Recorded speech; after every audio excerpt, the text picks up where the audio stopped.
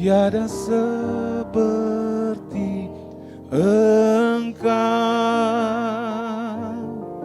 tiada seperti Engkau, tiada seperti Yesus.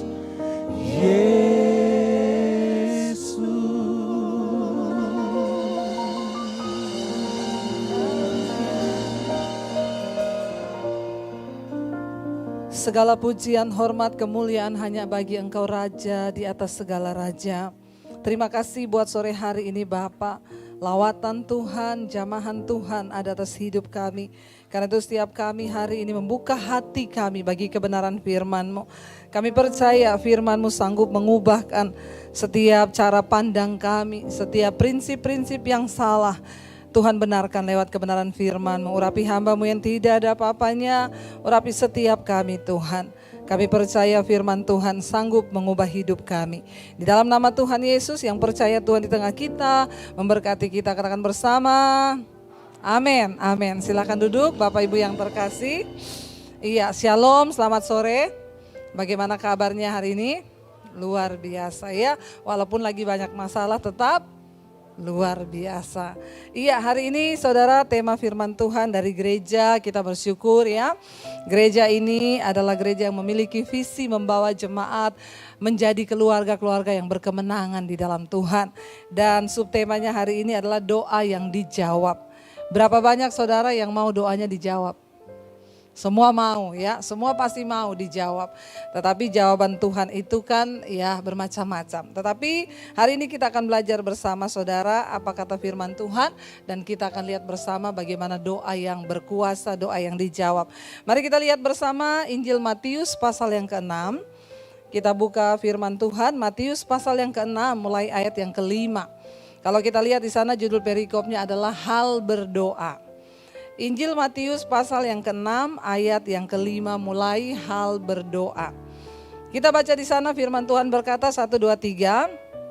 Dan apabila kamu berdoa, janganlah berdoa seperti orang munafik. Mereka suka mengucapkan doanya dengan berdiri dalam rumah-rumah ibadat dan pada tikungan-tikungan jalan raya, supaya mereka dilihat orang. Aku berkata kepadamu, sesungguhnya mereka sudah mendapat upahnya. Yang pertama, doa yang pasti tidak dijawab oleh Tuhan adalah doa orang apa saudara? Doa orang yang munafik. Kalau kita kenal sekarang dengan istilah muna. Ya, muna banget tuh ya. Orang munafik. Apa itu munafik? Lain di mulut, lain di. Tapi di sini tidak ada, katakan insya Allah. Ya, tidak ada yang munafik di sini. Kenapa saudara? Tuhan tidak mau mendengar apalagi menjawab doa orang munafik. Orang munafik itu lain di mulut, lain di hati. Karena kita tahu firman Tuhan berkata Tuhan itu Tuhan yang melihat hati. Dan karena itu doa orang yang didengar Tuhan, doa yang hati dan mulutnya sama. Dengan kata lain balik lagi, doa orang yang benar itu besar kuasanya. Jadi kalau kita ingin doa kita dijawab, mari kita menjadi orang yang apa adanya di hadapan Tuhan. Jangan jadi orang munafik. Dikatakan di sini mereka suka mengucapkan doanya di dalam rumah-rumah ibadat. Lalu kita berpikir, loh tapi berarti Bu di sekarang tidak boleh orang berdoa di gereja. Ya bukan itu artinya. Mereka berdiri tikungan-tikungan jalan supaya dilihat orang. Orang munafik itu orang yang pura-pura kelihatan rohani padahal sama sekali tidak rohani. Di depan mata dia rohani tapi ternyata di belakang roh halus. Di sini tidak ada. Semua luar biasa di sini ya. Di sana yang banyak.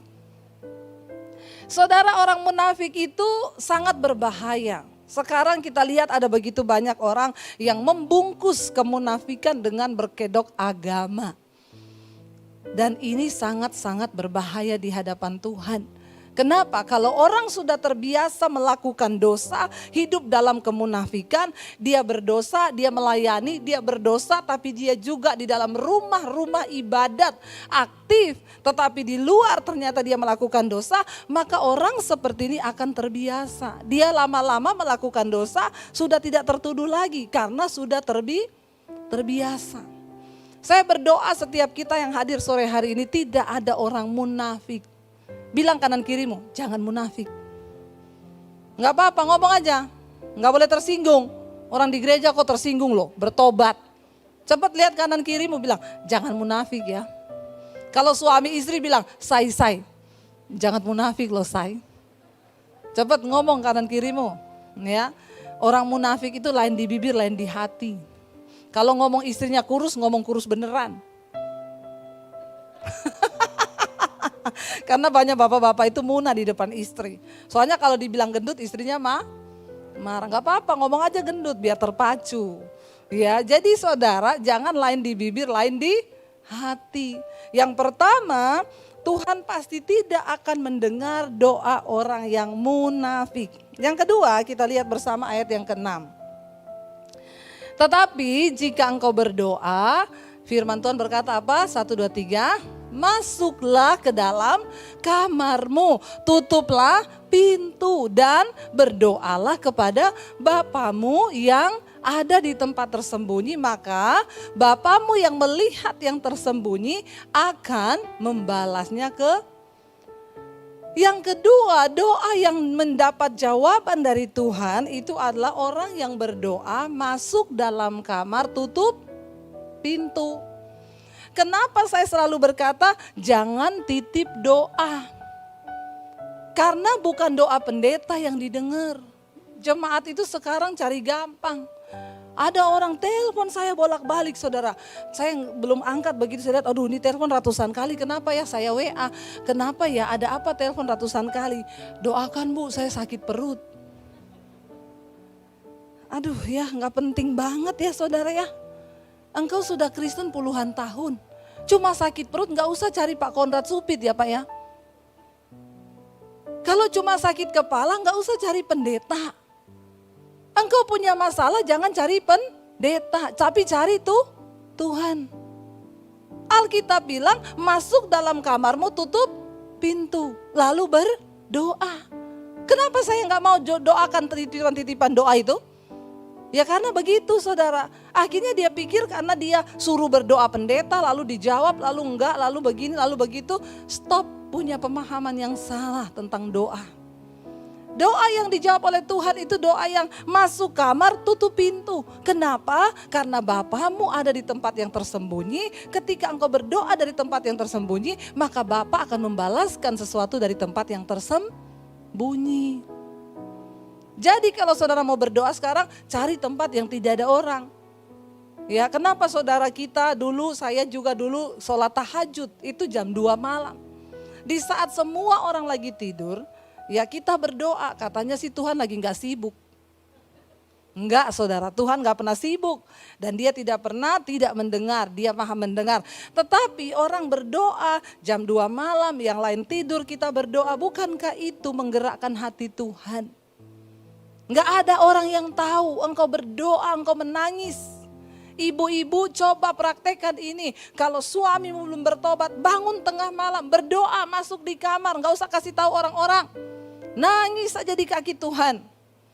Saya percaya kalau kita mau bayar harga, maka Dia Tuhan yang sanggup menjawab doa-doa kita. Amin saudara. Kalau perlu tambah dengan puasa. Lakukan puasa, bayar harga, ketok hati Tuhan. Masuk dalam kamar, tutup pintu. Nggak usah cari pendeta, telepon pendeta sana, pendeta sini. Sakit perut, sakit kepala. Suami nggak pulang, telepon pendeta. Emang pendeta bisa buat apa? Pendeta nggak bisa bikin apa-apa. Ya saya tuh kalau orang, Bu suami saya gini-gini, ibu dengerin saja khotbah saya yang ini, saya kirim khotbah. Kita cuma bisa kasih firman. Selanjutnya urusan saudara sendiri dengan Tuhan di dalam doa. Lalu ayat yang berikutnya berkata apa saudara? Ya, lagi pula baca sama-sama. Dalam doamu jangan kamu bertele-tele seperti kebiasaan orang yang tidak mengenal Allah. Mereka menyangka bahwa karena banyaknya kata-kata doanya itu akan dikabulkan. Kalau sampai Alkitab menulis ini, berarti memang banyak orang kalau yang berdoa itu suka bertele-tele. Dia pikir kalau kata-katanya bagus, bahasanya bagus, maka itu akan cepat didengar Tuhan. Doa itu lahir dari hati. Apalagi saya suka lihat di gereja-gereja itu ada orang doa syafaat di gereja dicatat 3 lembar. Doa yang lahir bukan dari hati tapi dari catatan. Apalagi yang doa yang tulis bukan dia tapi sekretaris gereja. Dia lagi berdoa diterbangkan kipas angin catatannya. Lalu dia bilang, Tuhan, Engkau tahu apa yang kami minta sebelum kami berkata-kata. Di dalam nama Yesus, amin. Soalnya kertasnya sudah terbang. Doa yang lahir dari iman, dari hati yang sungguh-sungguh itu yang didengar Tuhan. Saya tuh pernah saudara di daerah lagi penginjilan, ada orang doa makan. Disuruh doa, Pak silakan berdoa. Doa makan itu kan cuma Tuhan kuduskan makanan ini menjadi berkat bagi tubuh kami dalam nama Yesus, amin kan? Doa saudara, Tuhan pencipta langit dan bumi. Engkau yang menciptakan segala jagat raya ini. Semua planet, Neptunus, Mars, Jupiter, Saturnus, Uranus. Dalam hati saya ini pelajaran geografi atau lagi doa ya. Dia sebut semua nama-nama planet. Yang berotasi 24 jam sehari. 365 hari. Saya tuh udah lapar saudara. Nungguin orang alay berdoa. Dan benar saja begitu amin ikannya sudah dibawa lari kucing. Lalu dia doa bertele-tele bukan Tuhan yang dengar, kucing yang dengar. Karena itu kalau doa itu tidak usah bertele-tele. Doa yang lahir dari hati, makanya kadang ibu-ibu, Bu Debbie saya tuh bingung mau doa buat suami saya gimana. Bu gak usah ngomong macam-macam, ibu nangis saja di kaki Tuhan, dia mengerti bahasa air matamu. Amin. Tuhan itu tahu, jadi ibu tidak usah bertele-tele ngomong Tuhan begini, begitu, begini. Dia tahu kok, ibu nangis aja dia tahu, masuk kamar tutup pintu nangis. Kenapa kita gak perlu bertele-tele? Ayat berikutnya berkata begini saudara. Jadi janganlah kamu seperti mereka. Karena apa? Bapamu mengetahui apa yang kamu perlu sebelum kamu minta kepadanya. Tuhan itu maha tahu. Kita gak usah ngurusi Tuhan. Kasih tahu Tuhan, aku mau Tuhan. Tanggal sekian, bulan sekian, jam sekian. Tidak usah saudara. Berserah kepada kehendak Tuhan. Dia Tuhan yang tahu. Sebelum kita minta dia sudah tahu. Sebelum engkau berdoa pun Tuhan tahu engkau butuh sesuatu. Namun kenapa kita harus berdoa? Doa adalah salah satu wujud penyerahan diri kita kepada Tuhan. Ketika engkau bersimpuh, engkau berlutut, engkau menangis. Bukankah itu menggetarkan hati Tuhan? Makanya saya selalu bilang, jangan titip doa sama pendeta. Karena yang menggetarkan hati Tuhan ketika engkau duduk tersimpuh di kaki Tuhan. Engkau menangis, saya yakin ketika engkau mengetok pintu sorga. Yesus berkata, siapa yang mengetok baginya pintu akan dibukakan. Masalahnya kebanyakan orang Kristen cuma titip doa. Mau pendeta sehebat apapun gak bisa akan membuat Tuhan menjawab doamu. Lalu ada yang bilang, tapi ada Bu orang doakan ya orang terus dia langsung sembuh loh. Itu karena iman orang sakit itu. Bukan karena pendetanya. Makanya ketika orang pendarahan 12 tahun menjamah Yesus. Yesus bilang apa? Yesus gak mau ini. Aku loh yang menyembuhkan engkau. Yesus bilang apa? Imanmu yang menyelamatkan engkau. Iman orang itu. Ya. Iman yang menggetarkan sorga ketika engkau nangis berlutut di kaki Tuhan. Tidak usah bertele-tele. Sebab Tuhan mendengar doa orang yang sungguh-sungguh berserah kepadanya saudara. Lalu ayat berikutnya dikatakan di sana apa saudara? Ayat yang ke-9 ya kita baca. Karena itu berdoalah demikian. Bapa kami yang di sorga, dikuduskanlah namamu. Yesus mengajarkan doa terbaik adalah doa Bapa kami. Di dalam doa Bapa kami itu terdapat banyak unsur yang bisa membuat doa itu dijawab. Yang pertama ketika kita berdoa, dalam doa Bapa kami dikatakan Bapa kami yang ada di sorga, dikuduskanlah namamu. Kita ketika datang menghadap Tuhan, kita harus mengakui bahwa Dia Allah yang kudus. Dan ketika kita mengakui Dia Tuhan yang kudus, tentu kita harus menghadap kepada Dia dengan kekudusan. Ingat bangsa Israel dulu ketika mereka menghadap Tuhan itu harus menyembelih kurban. Ya, kambing domba untuk darahnya tercurah sebagai penghapus dosa, barulah mereka itu layak ya berdoa kepada Tuhan. Tetapi kita sudah menerima kurban yang terbaik anak domba Allah, yaitu darah Yesus Kristus. Hari ini lagi saudara-saudara kita merayakan hari raya kurban. Ada yang dapat daging? Kalau nggak dapat nggak usah antri di masjid. Ya, kalau dapat ada yang tanya, Bu, kalau dapat daging boleh nggak kita makan daging hasil kurban? Makan aja bikin rica-rica enak. Ya, tapi kan enggak usah, makan saja saudara ya, enggak apa-apa. Lah saudara, Yesus sudah mati bagi kita, darahnya tercurah, makanya kita enggak perlu lagi, tetapi kita harus minta Tuhan sebelum berdoa, kuduskan hidupku. Kalau ada dosa dalam pikiran, perkataan, hati, kuduskan sebab Engkau Allah yang maha kudus. Lalu yang berikutnya ayat yang ke-10 di sana dikatakan, datanglah apa?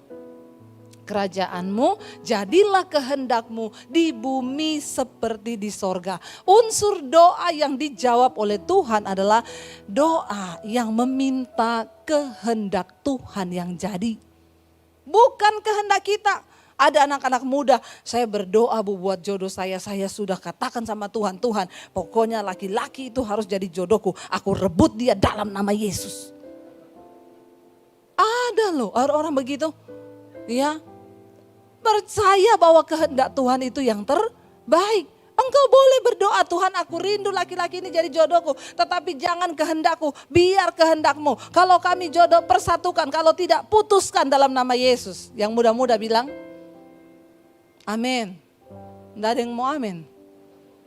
Ya, daripada engkau menyesal kemudian, lebih baik sekarang. Ada orang telepon saya, Bu, saya mau bunuh diri Bu, kenapa saya diputus sama tunangan saya. Saya bilang, kenapa kamu mau bunuh diri? Rayakan 7 hari 7 malam pesta. Dia pergi sama perempuan lain, puji Tuhan haleluya 12 kali. Kamu belum menikah, Tuhan sudah tunjukkan karakternya. Dia udah pergi sama perempuan lain, puji Tuhan haleluya. Itu namanya kehendak Tuhan. Ya, jangan bunuh diri ditinggal laki-laki. Ada juga ibu-ibu yang mau bunuh diri karena suaminya selingkuh. Ibu-ibu jangan cintai suamimu 1000%. Cintai Tuhan 1000%. Supaya kalau suamimu pergi engkau tidak bunuh diri. Karena suami itu hanya titipan Tuhan. Kalau nggak diambil Tuhan ya diambil perempuan. Tapi daripada diambil perempuan mending diambil Tuhan. Amin bapak-bapak. Saya mau dengar bapak-bapak amin yang kenceng. Takut juga mau diambil Tuhan. Makanya jangan diambil perempuan biar gak diambil Tuhan juga. Ya, jadi saudara, cintai Tuhan di atas segala-galanya. Supaya kalau suamimu macam-macam jangan engkau bunuh diri.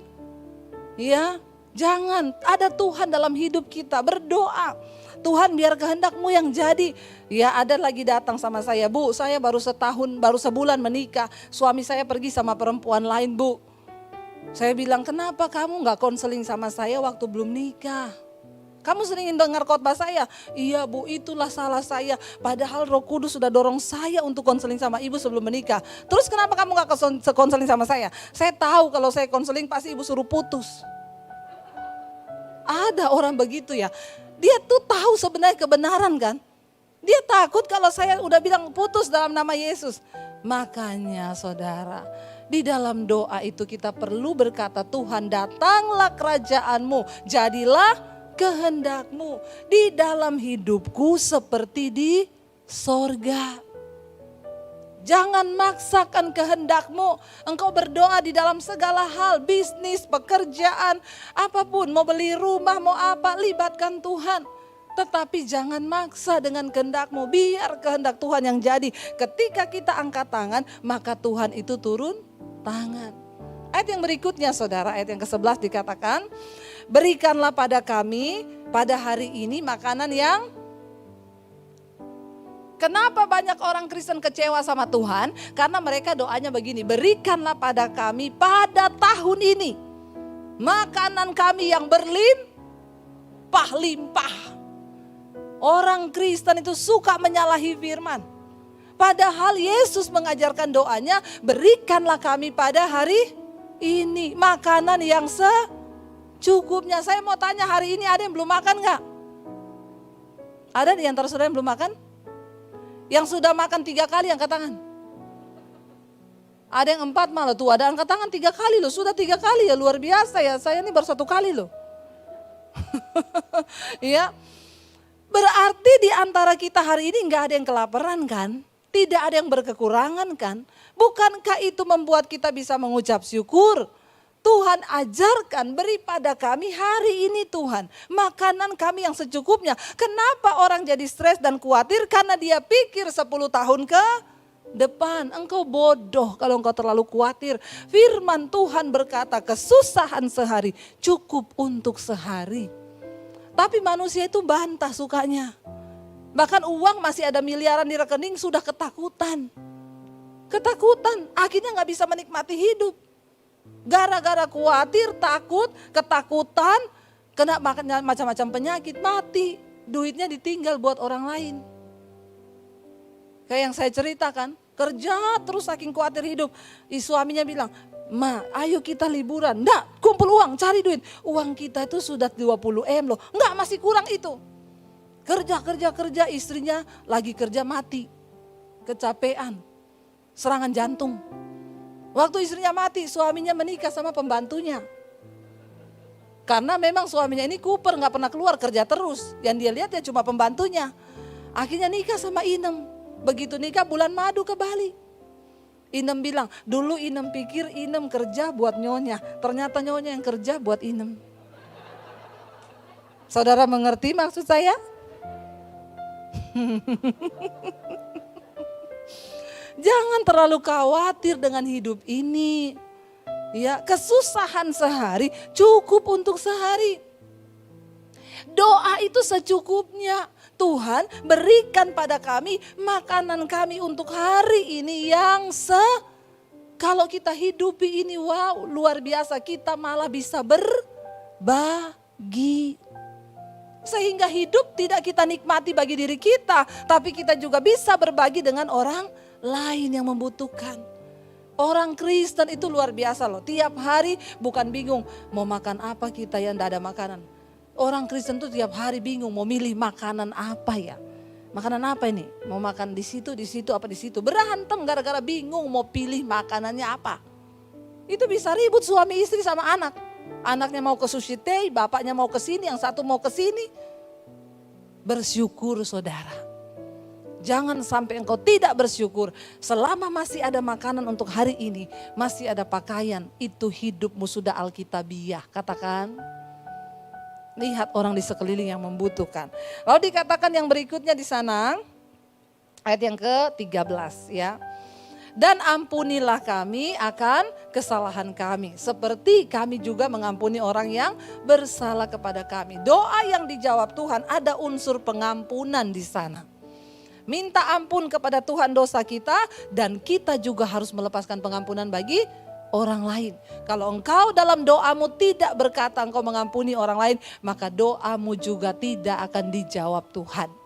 Ada yang tanya, Bu, kenapa kita harus mengampuni orang yang menyakiti kita? Enak banget orang itu, kamu mengampuni bukan untuk kepentingan orang itu loh, untuk kebaikan dirimu. Kenapa? Orang kalau hidup dalam kepahitan mukanya tua. Bilang amin. Hidup ini sudah berat, sudah pahit. Jangan engkau tambah-tambahin lagi dengan kepahitan. Minum kopi pahit, makan daun pepaya, tambah pahit hidupmu. Lepaskan pengampunan. Ya berbeda. Kenapa kita harus mengampuni orang? Untuk kebaikan kita. Saya dulu pernah cerita di sini kan, saya pelayanan datang ke rumah ibu-ibu. Bu, di sini benar rumahnya ibu ini? Betul. Ada apa? Perlu apa? Saya bilang, saya hamba Tuhan mau doakan. Itu kakak saya, masuk. Saya lihat orang gini nih bukan cuma pahit ini. Jamu ini di dalam dirinya ini. Campur aduk semua. Saya duduk saudara, dia tanya, situ apa? Pendeta? Iya, sini pendeta. Kalau gitu, situ punya kuasa. Maksudnya apa ya Bu? Situ bisa baca saya enggak? Nah, mati saya kalau ada tulisannya saya baca. Orang gak ada tulisan suruh saya baca loh. Maksudnya ibu apa ya? Ya kalau situ kan hamba Tuhan, berarti situ punya kuasa bisa baca saya. Gampang saja baca orang kayak begini. Alkitab bilang hati mencerminkan wajah. Wajah mencerminkan hati. Orang model muka begini nih mesti dalamnya pahit semua. Gak mungkin manis, sudah terlihat. Lalu saya cuma bilang gini, Bu kayaknya ibu banyak kepahitan ya. Sambil saya jaga jarak, berdoa dan berjaga. Ini orang sakit jiwa begini saudara, jangan deket-deket. Itu vas bunga bisa melayang di kepala. Saya sambil jauh-jauh saya bilang, ibu kayaknya banyak kepahitan ya Bu, sering disakiti ya. Tiba-tiba dia nangis saudara. Iya betul Bu. Wah bener kan apa saya bilang dalam hati nih. Betul Bu, saya banyak kepahitan. Yang nyakitin saya bukan orang jauh tapi orang dekat. Memang yang bisa membuat sakit hati itu semua orang dekat. Saudara, saya belum pernah layani orang, ibu kepahitan sama siapa? Sama supir truk Bu, belum pernah ada. Belum pernah saya kepahitan sama sopir angkot Bu. Enggak ada saudara. Kenapa? Karena sopir angkot tidak di hati. Orang itu kepahitan sama orang yang deket. Suami sama istri, anak sama orang tua sama anak bisa pahit. Karena sudah di hati. Lalu saya bilang, ibu lepaskan pengampunan ya. Saya deketi dia, saya rangkul, saya doain. Nangis menjerit-jerit saudara. Tuhan balut dengan kasih-Mu, lepaskan pengampunan Bu, lepaskan Bu, lepaskan. Nangis menjerit. Setelah selesai itu dia langsung tersenyum. Langsung, terima kasih ya ibu. Nama ibu siapa? Saya mau jawab sini. Kenapa saya yang jadi kepahitan?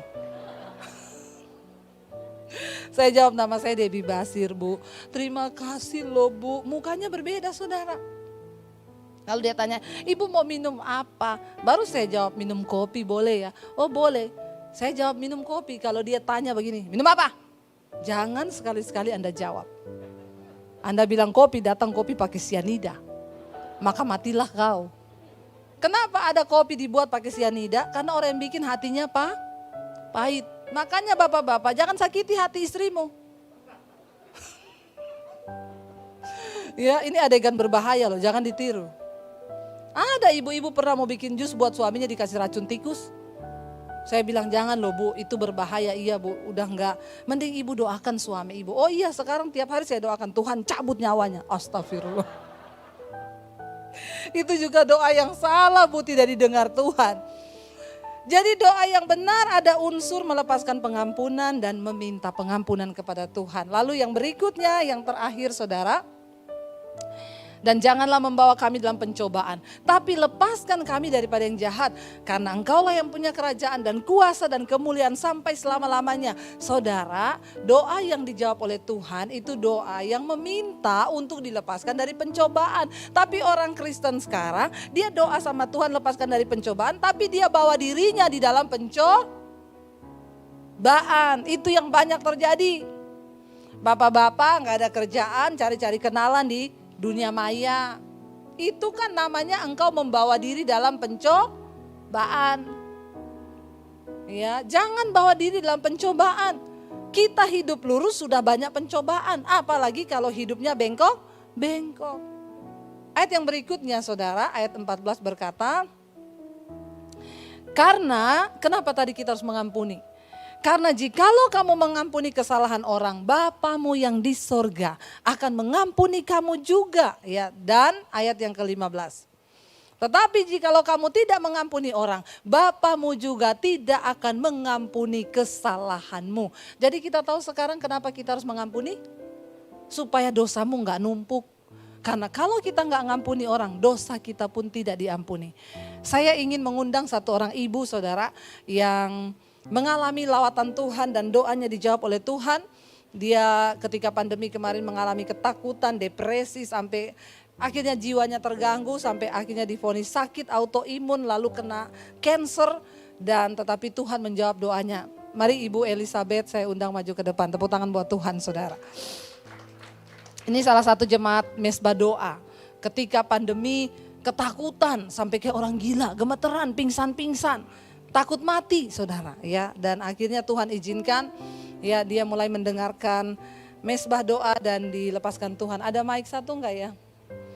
Biar kita bisa ngobrol-ngobrol. Iya, itu ada Bu. Jadi luar biasa karya Tuhan ya, bagaimana bisa menyembuhkan ya. Ibu bisa bersaksi, silakan Ibu, bagaimana awalnya? Awalnya dari COVID.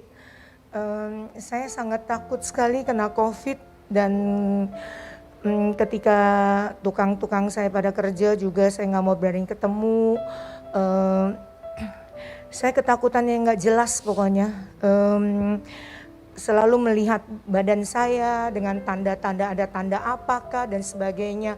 Telepon-telepon teman-teman untuk melihat mata saya dan sebagainya. Jadi saya mengalami ketakutan-ketakutan yang nggak jelas sampai akhirnya ketakutan dengan COVID juga gitu loh. Jadi puncak dari semuanya akhirnya ada bercak-bercak di badan saya, ada biru-biru di badan saya. Terus saya nggak nafsu makan karena saya ketakutan, saya nggak nafsu makan. Saya mengalami depresi yang sangat berat. Dan pandangan mata saya kosong ketika saya terima klien-klien saya yang buat baju. Saya sampai dikatakan oleh klien saya nyabu katanya. Ibu nyabu ya? Saya bilang enggak, saya nggak nyabu, saya tidak nyabu. Saya bilang terus kenapa matanya tambah pandangan kosong? Karena saya ketakutan terus kan. Jadi pada saat itu karena saya mengalami lemas, akhirnya saya dibawa ke UGD dan saya dicek ternyata trombosit saya tinggal 9.000. Setelah nggak lama lagi dicek lagi tinggal 5.000. Dan kalau 5.000 itu biasanya udah pendarahan di mana-mana. Tetapi puji Tuhan saya tidak mengalami pendarahan dan akhirnya saya dirawat.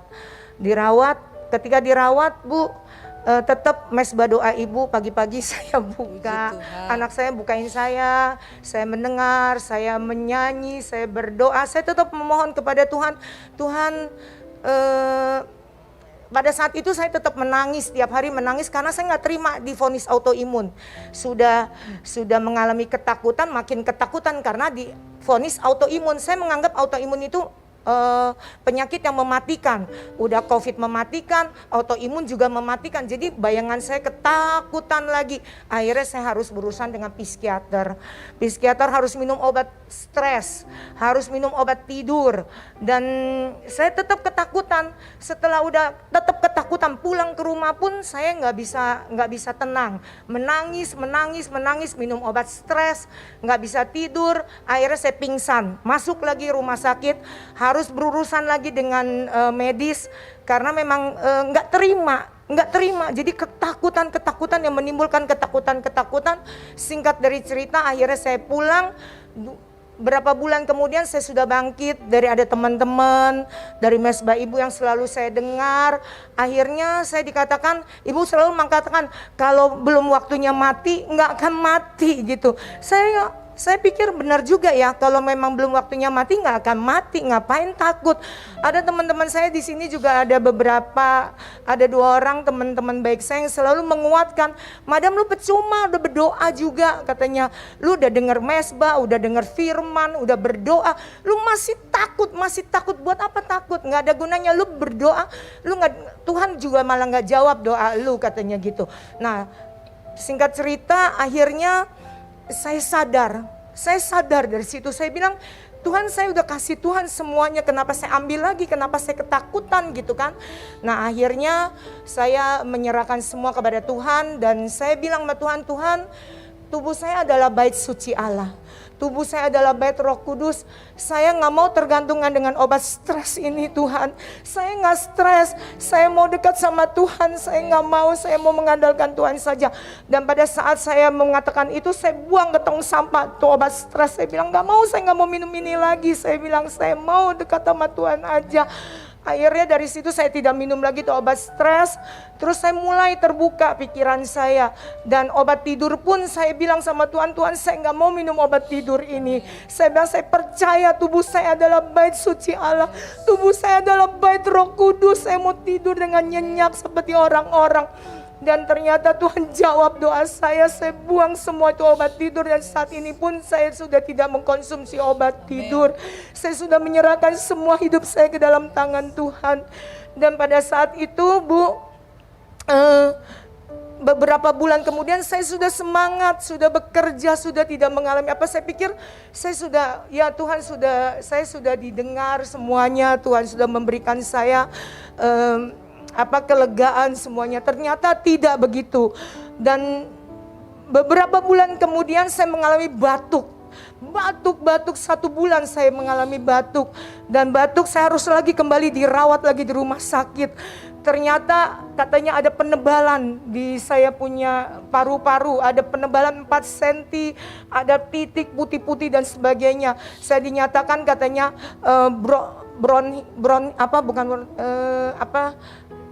bukan bronkitis, itu akut, ya Pokoknya gitulah. Iya pokoknya gitulah. Deg-degan Bu di sini. Nggak apa-apa, nggak usah Jadi deg-degan. Ini deg-degan, saudara ya. kita semuanya. Iya. Ibu Iya. jangan takut lagi, bukan sudah dibebaskan dari ketakutan. Amin sudah Iya. Bu. Terus saya harus menjalani CT scan dan MRI. Sebenarnya saya udah malas, saya mau pulang. Saya bilang sama anak saya, gue capek, gue nggak mau gitu, gue nggak mau cek-cek Jadi lagi, waktu mau itu pulang ibu aja. sudah mati separuh ya? Enggak, waktu batuk, sudah batuk, Oh iya, terus belum. sempat pulang Bu ke rumah, sempat pulang dirawat 2 minggu, saya sempat pulang ke rumah karena saya bilang nggak mau, tadinya sempat mau di bronkoskopi, tapi saya nggak mau, saya bilang nggak, saya pulang aja, dan jadi belum sembuh total, saya sudah pulang. 2 minggu di rumah Bu, saya mengalami tiba-tiba bangun pagi saya mengalami lumpuh separuh badan saya. Dari tangan sebelah kiri sampai ke bawah itu tidak bisa jalan, tidak bisa pegang handphone, tidak bisa pegang apa-apa. Dan pada saat itu saya dilarikan lagi ke UGD. Dilarikan ke UGD akhirnya berurusan dengan dokter saraf Bu. Harus dengan dokter saraf saya punya kepala di CT scan lagi, di MRI, ya di MRI lagi, dan hasilnya anak-anak saya yang diberitahu katanya ada massa di kepala saya, ada 8 apa 9 massa di kepala saya, dan saya tidak dikasih tahu. Saya dirawat ada 2 minggu, hanya diberikan suntikan. Ketika saya diberikan suntikan itu, saya masih bisa duduk. Tapi kalau tidak diberikan suntikan itu, badan saya lemah, saya tambah tidak bisa jalan, tidak bisa ke toilet gitu. Jadi pada saat 2 minggu itu, dari keluarga saya semua memberikan solusi untuk dipindahkan ke tempat rumah sakit yang lain. Tetapi dokter bilang harus dilihat lagi dari PET scan. PET scan itu untuk menentukan apakah kepala saya ini ada isinya ini, apakah dari bawah datangnya. Dan saya di PET scan. Di PET scan hasilnya menyatakan kalau saya kanker stadium 4 di kepala saya. Dan dari hasil PET scan itu, terus katanya di paru-paru saya pun ada sesuatu katanya. Dan ketika saya dibawa, anak-anak saya diberitahu, anak-anak saya konsultasi lagi dengan dokter paru yang ada di rumah sakit itu, katanya mama kamu sih minta pulang katanya, makanya nggak diobatin benar, makanya terjadilah seperti ini. Dan katanya ini kanker. Terus dokter imun saya juga mengatakan usia saya tinggal 3 bulan. Mama kamu kurang beruntung katanya Ine. Mama umurnya tinggal 3 bulan. Ini udah stadium 4 jalannya katanya. Dan saya tidak dikasih tahu pada saat itu anak saya akhirnya pergi satu rumah sakit yang ditunjuk oleh kakak saya dan diberi lihat hasil medik semuanya, dan hasil medik itu Prof mengatakan iya ini 80% kanker stadium 4. Katanya berdoa aja kalau memang semoga ini berubah, Tuhan kasih perubahan, bisa jadi kuman katanya. Bisa jadi ini kuman, tapi kuman 20%, 80%-nya itu kanker katanya. Jadi pada saat saya dipindahkan hari Jumat itu, saya dibiopsi dulu supaya dilihat apakah itu benar kanker atau tidak ketentuannya. Dan pada saat saya dibawa ke rumah sakit, Bu, saya hanya bisa berdoa kepada Tuhan. Saya bilang, Tuhan berikan saya kesembuhan supaya saya bisa memberitakan keajaiban-Mu Tuhan, sebab Engkau dahsyat. Aku percaya Tuhan masih ada mujizat buat aku. Dan saudara-saudaraku berpuasa semua. Saudara-saudaraku semuanya berpuasa, berdoa semuanya. Anak-anakku semua udah menangis. Ketentuannya hari itu aku dibiopsi paginya jam 5. Dan ketika aku dibiopsi, dibuka di kepala aku, disedot, dikeluarkan, ternyata itu nanah semua isinya. Puji kepada Tuhan. Dan Prof mengatakan, ditelepon kakak saya, katanya, ini ternyata nanah, bukan kanker, bukan tumor. Puji Tuhan, haleluya. Saya masih diberikan umur sama Tuhan. Terus saya punya paru-paru juga di bronkoskopi. Di bronkoskopi itu isinya bukan kanker dan nanah, ternyata itu isinya hanya reak semua di dalam paru-paru saya. Puji kepada Tuhan, itu semua karena mujizat Tuhan. Bukan karena satu kebetulan, tetapi saya tahu itu karena perbuatan Tuhan yang ajaib buat hidup saya. Dan puji kepada Tuhan, saat udah ketahuan itu kuman, saya harus mengalami infus selama 42 hari. 42 hari untuk mematikan kuman-kuman di kepala saya. Saya dirawat selama 45 hari. 42 hari itu untuk memasukkan antibiotik di kepala saya. Puji kepada Tuhan, saya punya paru-paru bersih sekarang. Puji Tuhan, Tuhan baik. Tadinya dokter mengatakan ada air di paru-paru saya 1 cc. Dan ketika saya di USG, air itu hilang semuanya. Puji Tuhan. Tuhan baik, perbuatan Tuhan dahsyat luar biasa. Dan pada saat saya selalu berdoa kepada Tuhan, saya bilang, Tuhan, saya gak mau minum obat autoimun. Obat autoimun membuat imun saya diredam, makanya saya gampang terkena infeksi dan kuman. Saya bilang sama Tuhan, Tuhan berikan saya kesembuhan yang sempurna buat saya. Dan Tuhan jawab lagi doa saya. Pada saat kemarin saya dua minggu yang lalu pergi kontrol ke dokter, saya lagi dicek lagi untuk autoimun saya dinyatakan remisi sama dokter. Puji Tuhan, Tuhan baik, semuanya Tuhan atur indah pada waktunya. Tidak sia-sia orang yang mengandalkan Tuhan. Tidak sia-sia doa-doa yang kita panjatkan selama ini. Tuhan memperdengar dan memperhitungkan semuanya. Terpujilah nama Tuhan. Ya, tepuk tangan buat Tuhan Yesus, saudara. Terima kasih Bu, Tuhan Yesus memberkati. Ya, jadi saudara, kita mendengar malam ini kesaksian. Ya, saya melihat saudara, karena orang kalau takut terus, Alkitab tuh bilang apa? Apa yang engkau takutkan itu yang akan menimpa. Karena kalau kita takut berarti kita imani. Ibu Elizabeth tuh cerita, dia dulu waktu awal pandemi, karena dia dengar banyak teman-temannya yang kena autoimun, ya. Lalu dia itu tiap hari liatin badannya, kalau ada bintik merah 1 langsung gini, aduh aku autoimun nih. Nanti lihat matanya, kalau putih autoimun nih. Padahal putih itu biasanya kurang duit ya. Jadi saudara itu telepon semua orang, semua pendeta ditelepon minta didoakan. Sampai akhirnya ya dia dikirimin sama Ibu Nanita ya, kirimin karena ibunya juga kayaknya sudah bosen, dia tiap hari ditelepon. Jadi ibunya ngomong gini, nih Bu nonton aja nih mesbah doa ya, ibu gak usah konseling terus sama saya, bosen tiap hari ditelepon. Ada bintik merah muncul, ada ini muncul. Jadi saudara, apa yang engkau takutkan itu yang akan menimpamu.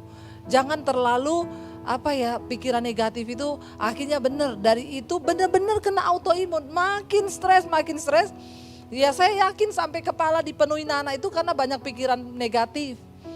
Orang itu kalau banyak pikiran negatif, ketakutan, kekhawatiran, apalagi kepahitan, itu saudara menimpa semua kesakitan. Makanya malam ini kita mendengarkan satu kesaksian bagaimana Ibu Elizabeth disembuhkan Tuhan dan luar biasa. Yang tadinya sudah 3 dokter dan profesor berkata kanker stadium 4, umurnya tinggal 3 bulan.